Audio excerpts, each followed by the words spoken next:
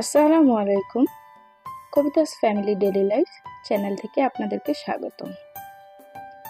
দূরে এবং কাছে যে যেখান থেকে আমাদের ভিডিওটি দেখছেন সবাইকে অসংখ্য ধন্যবাদ। কেমন আছেন আপনারা সবাই? আশা করছি ভালো আছেন। আলহামদুলিল্লাহ, আমরাও ভালো আছি। এখন সময় সকাল 10:30। আমি কিন্তু বোতলগুলো ভালো করে ধুয়ে পানি ভরে নিচ্ছি ফ্রিজে রাখার জন্য। এখন কিন্তু মোটামুটি ভালোই গরম পড়েছে, ঠান্ডা পানি ছাড়া কিন্তু চলেই না।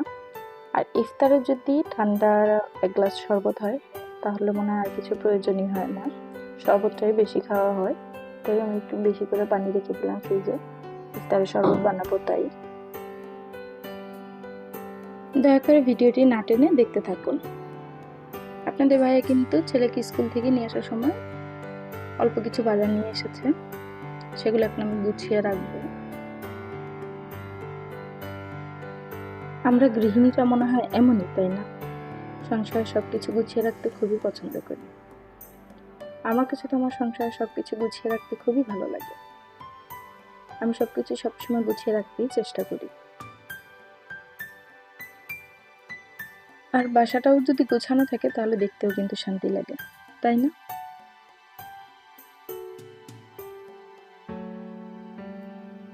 আর এই রমজান মাস আসার পর থেকে কিন্তু সব জিনিসপত্রের দাম বেড়ে গিয়েছে।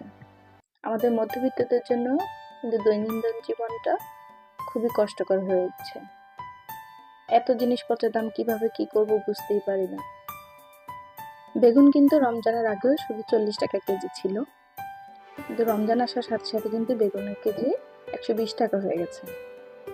এখন বেগুনের চাহিদাটা বেশি, তাই বেগুনের দামও বেশি। লেবু রমজানের আগে ছিল হালি 20 টাকা, আর এখন সেই লেবু 150 টাকা হালি। আপনি বুঝতে পারতেছেন কতটা ডিফারেন্ট।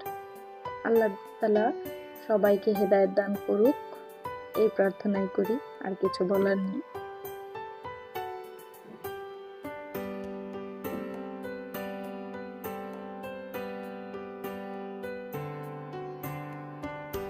আমি কথা বলতে বলতে কিন্তু বাজারগুলো গুছিয়ে নিচ্ছি।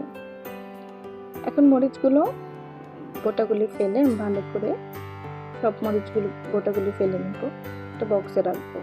মরিচগুলো কিন্তু আগে ধুবো না, আপনারা হয়তো বা খেয়াল করবেন আমি ধুয়ে নিই মরিচগুলো।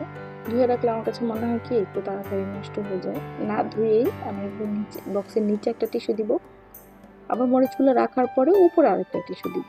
এভাবে রাখলে আমার কাছে মনে হয় মরিচটা একটু বেশি দিন ভালো থাকে। চাইলে আপনারা ট্রাই করে দেখতে পারেন, আমি তো এভাবেই রাখি।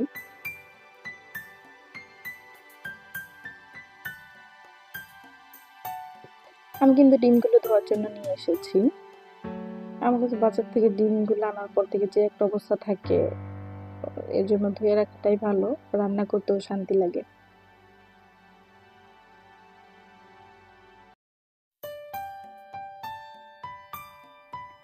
কিছু কিছু জিনিস আছে যেগুলো কাউকে শিখিয়ে দিতে হয় না, সময়ের সাথে সাথে তাল মিলিয়ে চলতে চলতে কিন্তু মানুষ এমনিতেই শিখে যায়।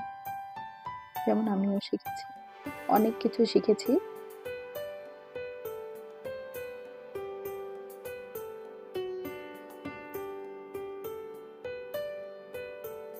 আজকে ইলিশ মাছ দিয়ে বেগুন দিয়ে রান্না করব, তাই কিন্তু আমি অফ ক্যামেরাতেই ইলিশ মাছ কেটে ধুয়ে পরিষ্কার করে নিয়ে নিচ্ছি। ভালো করে এখন মশলা দিয়ে ভেজে নেব।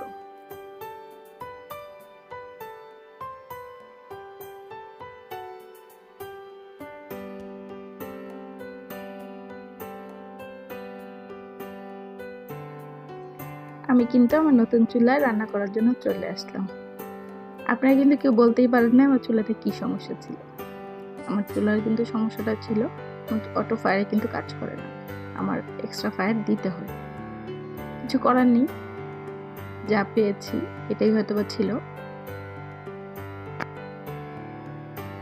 যেহেতু প্যাকেজিংটা খুলে ফেলেছি তাই চেঞ্জ করতে গেলাম না।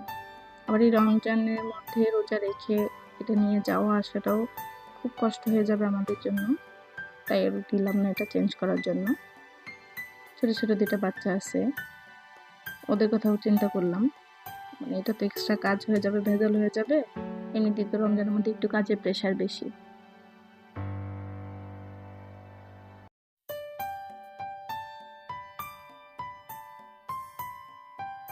সব কিছু বিবেচনা করে কিন্তু আর চেঞ্জ করতে যাওয়া হয়নি। আপনাদের সাথে কথা বলতে বলতে কিন্তু আমি মাছগুলো ভেজে নিচ্ছি। আর আমার এই ভিডিওটি যদি আপনাদের কাছে ভালো লেগে থাকে তাহলে অবশ্যই একটি লাইক করে দিবেন আর সাবস্ক্রাইব করতে ভুলবেন না। আপনার একটি লাইক এবং একটি সাবস্ক্রাইব আমাকে নতুন একটি ভিডিও তৈরি করতে উৎসাহিত করবে। আর কেউ যদি অলরেডি এই কাজটি করে থাকেন তাহলে তাদেরকে অসংখ্য ধন্যবাদ।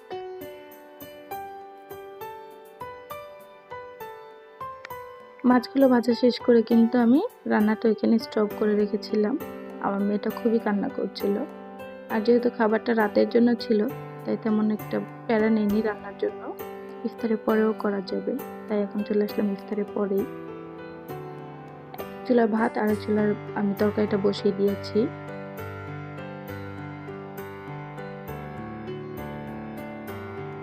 পেঁয়াজ আর কাঁচামরিচগুলো কিন্তু হালকা বাদামি রঙের করে ভেজে নিব।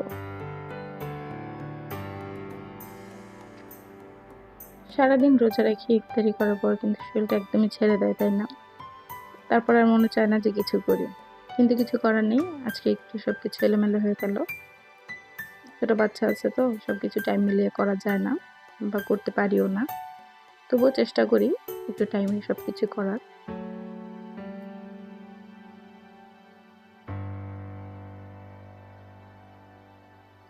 পেঁয়াজগুলো কিন্তু অলরেডি আমার ভাজা হয়ে গিয়েছে। এর মধ্যে আমি 1 চামচ রসুন বাটা অ্যাড করে দিব, দিয়ে ভালো করে নেড়ে চেড়ে কষিয়ে নিব। রসুনটা কষানো হয়ে গেলে 1 চামচ জিরার গুঁড়ি দিয়ে আমি সামান্য পরিমাণে পানি অ্যাড করব।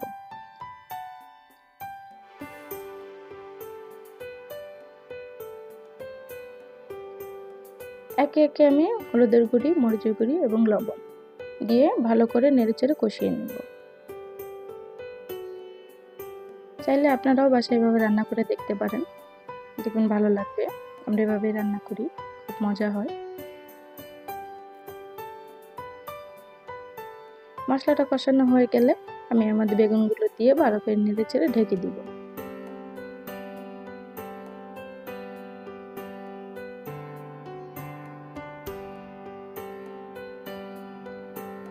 আচ্ছা, আপনাদের ইলিশ মাছ দেখলে কোন তরকারির কথা মনে পড়ে? আমার তো বেগুনের কথাই মনে পড়ে। ইলিশ মাছ দিয়ে বেগুন দিয়ে রান্না করলে কিন্তু খুব মজা হয়, তাই না? আমার এই তরকারিটার কথাই মনে পড়ে।